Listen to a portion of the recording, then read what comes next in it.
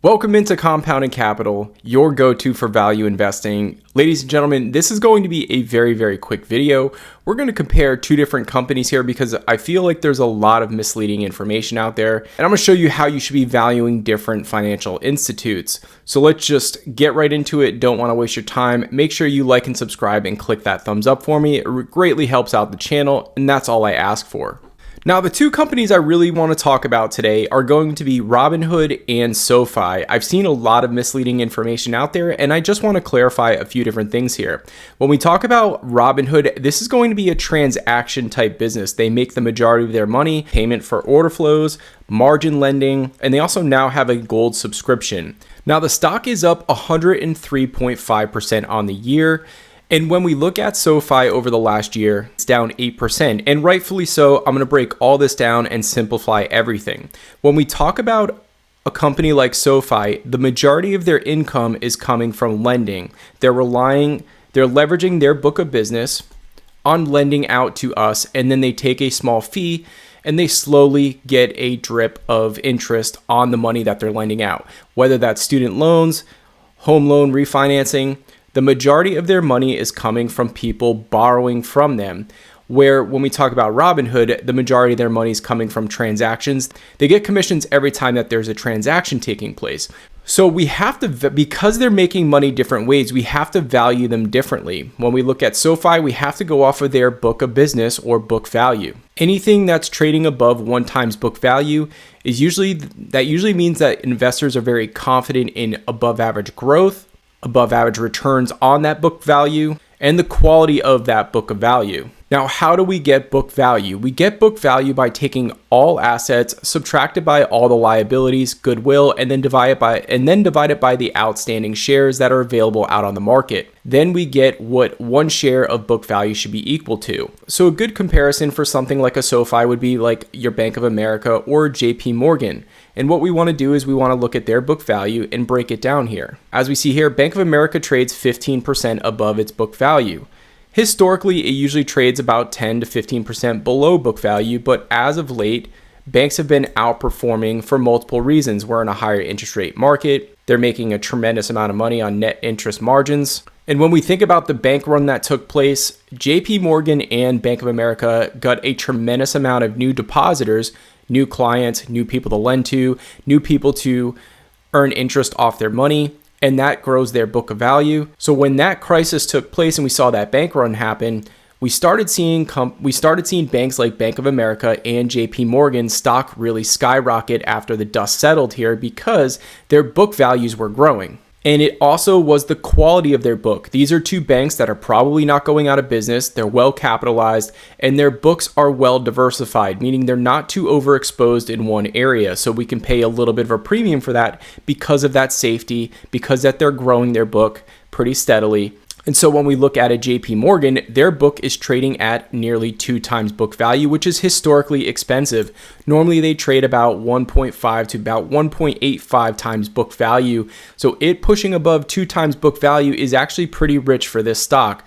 But as I stated before, with the bank runs that took place, these are two banks that we've seen skyrocket as far as stock price goes because they grew their book of business on the quality of customers that they drew in and how safe their books are and how well run these two banks are. So now when we compare 2x book for JP Morgan, 1.15 times book for Bank of America, and we compare that to a Sofi. Sofi's book value is at 1.36 times book. So basically you're paying a 36% premium for Sofi's book. Now that you have a kind of an understanding of book value, let's break into why Robinhood has outperformed and Sofi has underperformed. Sofi's revenue has grown 20%, which is very strong year-over-year revenue growth. But the book value has only grown 15%. So as a value investor, I'm actually more interested in how their book is growing versus how their top line revenue is growing. Most likely there's going to be some sort of synergies to where I can make sense of how revenue is growing versus how their book's growing. But my main concern if I'm owning Sofi is I want that book of business to grow and I want to be buying the company at a discount to that book of business ideally. Now, obviously Sofi is a fast growing company, so you have to pay a premium for that, which I understand. But then I have to ask myself a question. Is this a high quality book of business if we go into a recession or if there are another bank runs?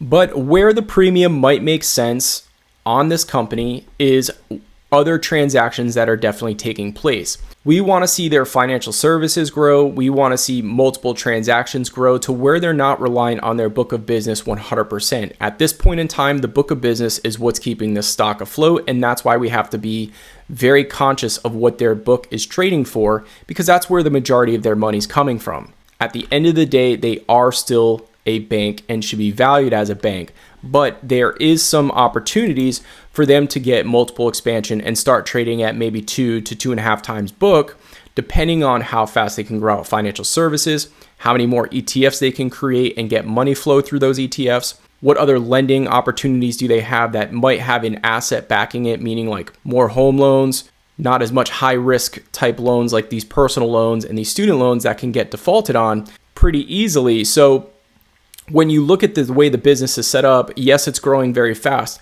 but we have to really keep in consideration that we're paying a premium because, as we can see by the quarterly report, SoFi's book value is probably sitting closer to maybe $4 and maybe $4.25. And so when we look at where the stock is trading right now, paying double of what the book value is per share. And so this is a pretty expensive stock when you look at it from that perspective. Obviously, there's a tremendous amount of opportunity here. $8 billion market cap is still a very small market cap, but I'm just showing you how you should be valuing the stock. It's up to you if you think this is a buy or sell. That's not really what the objective of this video is. Now, we saw the tremendous outperformance on Robinhood basically being up over 100% while SoFi's down almost 10%. And when we take a look at book value on Robinhood, in 2023, it was trading at 1 times book, and this actually might have been a huge opportunity to buy the stock at that point in time, especially with the growth factors. We can get multiple expansion because all the growth and revenue that's coming through on Robinhood stock. And so now it's trading at 2.6 times book. So for me personally, I would actually not use book value for Robinhood. I would take a look at book value. It would be one of the areas that I would look at. I'd be looking at forward PE, and I would actually be looking at a multiple to EBITDA for a Robinhood company. This to me is kind of like, I would kind of consider Robinhood almost like a transaction business. So I'd want to compare it to like PayPal and things of that nature. I'd also want to compare it to a Charles Schwab, which we're going to compare it to in a little bit here. But PayPal grew its revenue by 40% year over year, and now has a GAAP diluted EPS of 21 cents. So now they're showing some serious profitability coming through when this was a company losing money, and huge top line revenue that came out of nowhere. Net deposits grew 41%, and this is an area where they make money. They make money on the net deposits. These are people that are idling cash. They could be trading on margin. They could now be gold members for them. They could be paying for order flow. So every time they get new deposits on this platform, there's multiple ways for them to make money and not a tremendous amount of liability here. It's not like they're taking out loans. It's not like they're giving out loans and hoping that people don't default and taking a very, very small percentage of that. Every transaction that takes place on Robinhood is a high net transaction. So when we look at transaction-based revenue, it increased 69% year over year to $327 million. Options revenues were up 43%, cryptocurrencies were up 161%, and equities revenue were up 60%. The net interest increased 22%, and average revenue per user is at 35%. Gold subscription increased by 750,000, which is a 61% increase to 2 million. Cash and cash equivalents totaled 4.5 billion compared to 5.8 billion. So what we're seeing here is tremendous growth on almost every metric you can look at for Robinhood. And with Robinhood, as I stated before, as long as transactions are running at a high level and people are coming on the platform, there's a lot of money to be made. Now, the downfall for Robinhood could be if those transactions slow down, we can see that revenue completely go the opposite direction. A big piece of their revenue is based off of that payment for order flow.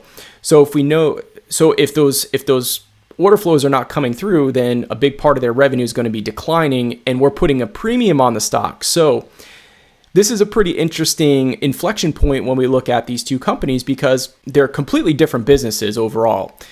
And so you can't really compare the two, right? At the same time, they both are exposed to different areas of the economy that impact us differently. So with SoFi, if lending really slows down, if defaults pick up, that's going to really ruin earnings, and that's going to really ruin their quality of book of business.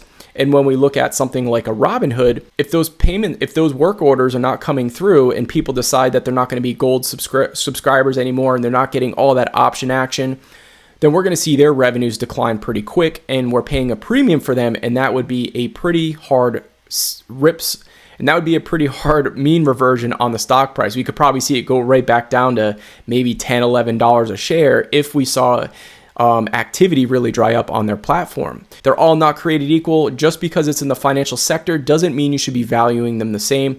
We will see you in the next one.